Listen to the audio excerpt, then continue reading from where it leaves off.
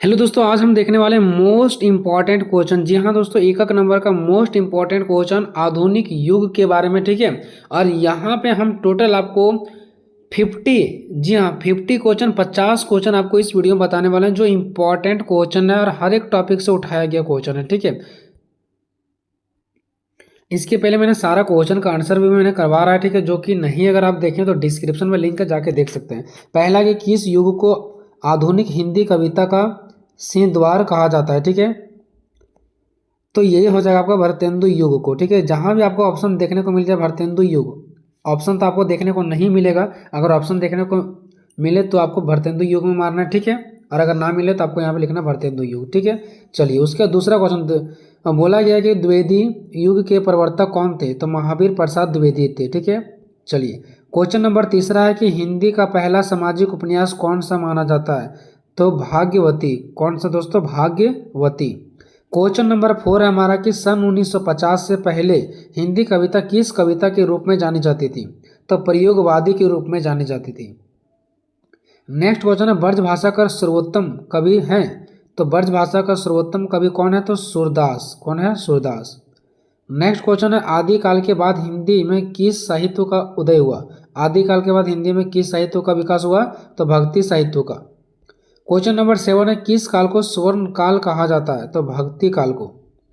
Question number 8, आधुनिक काल का समय कब से कब माना जाता है, यानी कि 1900 से लेकर के अब तक। ठीक है, आधुनिक काल का समय है वो कब से कब तक माना जाता है, तो 1900 से अब तक। ठीक है, चलिए ये आपका आधुनिक काल का समय कब से कब माना जाता है दोस्तों, तो 1900 से अब तक। ठीक है, या तो फिर इसको सन 1843 भी बोल सकते हैं। ठीक है, 1843। ठीक है, उसके बाद नेक्स्ट हमारा जयशंकर प्रसाद की सर्वश्रेष्ठ रचना कौन सी है, तो कामायनी। ठीक है, कामायनी। नेक्स्ट क्वेश्चन, ठीक है, इसका राइट आंसर क्या होगा आपका? कामायनी।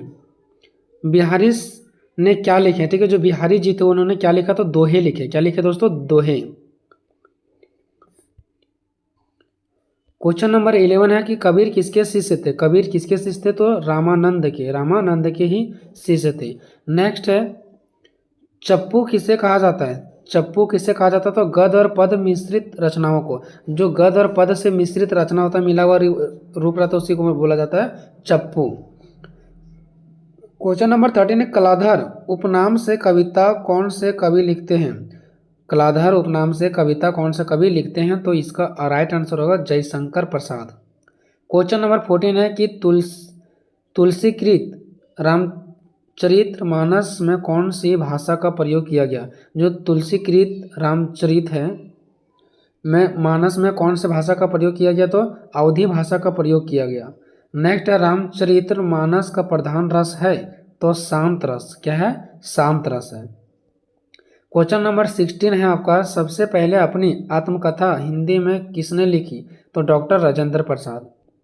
क्वेश्चन नंबर 17 है आपका हिंदी कविता का पहला महाकाव्य कौन सा है। हिंदी कविता का पहला महाकाव्य कौन सा है, तो पृथ्वीराज रासो। पृथ्वीराज रासो। ठीक है, 18 हिंदी साहित्य का प्रथम कहानी है, तो इंदुमती। इंदुमती। क्वेश्चन नंबर 90 है पृथ्वीराज रासो किस काल की रचना है। पृथ्वीराज रासो किस काल की रचना है, तो आदिकाल की। किसका दोस्तों? आदिकाल का। नेक्स्ट है हिंदी गद्य का जन्मदाता किसको माना जाता है, तो भारतेंदु हरिश्चंद्र जी को। भारतेंदु हरिश्चंद्र जी को। क्वेश्चन नंबर 21, पद साहित्य को कितने भागों में बांटा गया है, तो 15 भागों में। कितने भागों में? 15 भागों में। 22 नंबर क्वेश्चन है हिंदी में काव्य शास्त्र के प्रथम आचार्य कौन है, तो केशव दास। केशव दास। नेक्स्ट 23 क्वेश्चन साहित्य शब्द किस शब्द से बना है, तो साहित्य शब्द से बना है। किससे? साहित्य शब्द से। साहित्य शब्द साहित्य से बना है। 24 हिंदी साहित्य में जीवनी साहित्य का प्रारंभ कौन से युग में हुआ। हिंदी साहित्य में जीवनी साहित्य का प्रारंभ किस मतलब प्रारंभ कौन से युग से हुआ, तो भारतेंदु युग से। कौन से युग से? भारतेंदु युग से। 25 क्वेश्चन है हिंदी भाषा और साहित्य के लेखक हैं, तो श्याम सुंदर दास। श्याम सुंदर दास। ठीक है। 26 सूरदास के काव्य किस भाषा में है। सूरदास के काव्य किस भाषा में है, तो ब्रज भाषा में। किस भाषा में दोस्तों? ब्रज भाषा में। 27 क्वेश्चन आपका कि संविधान के किस अनुच्छेद में कहा गया है संघ की राजभाषा हिंदी और लिपि देवनागरी होगी, तो 343वें अनुच्छेद में कहा गया। ठीक है। 28 वर्तमान हिंदी का प्रचलित रूप कैसा है, तो खड़ी बोली। 29 नंबर है सूरदास का काव्य किस भाषा में है, तो ब्रज भाषा में। 30 क्वेश्चन है हिंदी का पहला नाटक क्या है, तो नहुस, नहुस। ठीक है। 31 है रामचरितमानस में कुल कितने खंड है, तो 7 खंड है। 32 आपका क्वेश्चन है कि हिंदी साहित्य के इतिहास के रचयिता कौन है, तो आचार्य रामचंद्र शुक्ल जी हैं। 33 है आधुनिक काल का जनक किन्हें कहा जाता है, तो राजा राममोहन राय को। ठीक है। देखिए दोस्तों, अभी मैंने हिंदी का कुछ क्वेश्चन करवा दिए और भी करवाना बाकी है, उसको भी मैं बहुत ही जल्द करवा रहा हूँ। ठीक है। आधुनिक काल की समय सीमा क्या मानी गई है, तो 1857 से लेकर के अब तक। ठीक है। नेक्स्ट है आपका हिंदी प्रदीप के प्रथम संस्थापक कौन है थे, यानी कि हिंदी प्रदीप के प्रथम संस्थापक कौन थे, तो भारतेंदु हरिश्चंद्र। नेक्स्ट है आचार्य महावीर प्रसाद द्विवेदी 1903 ईस्वी में किस पत्रिका की संपादक बने, तो सरस्वती। 37 है मैथिली शरण गुप्त किस युग के कवि हैं, तो द्विवेदी युग। ठीक है। नेक्स्ट है हरिओध का जन्म कब हुआ, 15 अप्रैल 1865 में। ठीक है। 39 नंबर आपका है कि मक्खन लाल चतुर्वेदी की कविता में कौन सी भावना दिखती है, तो प्राकृतिक भावना दिखती है। ठीक है। प्रकृति भावना। नेक्स्ट है 40 नंबर भारतेंदु का शब्द अर्थ क्या है, तो भारत के चंद्रमा।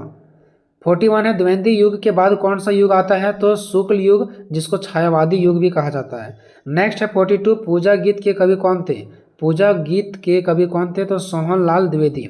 और इस प्रकार से आपका 42, जी हाँ 42 क्वेश्चन खत्म हो गए दोस्तों। अब आप लोग इस क्वेश्चन को पढ़ने के बाद लॉन्ग क्वेश्चन का तैयारी कीजिए दोस्तों। मिलेंगे नेक्स्ट वीडियो में, तब तक जय हिंद जय भारत।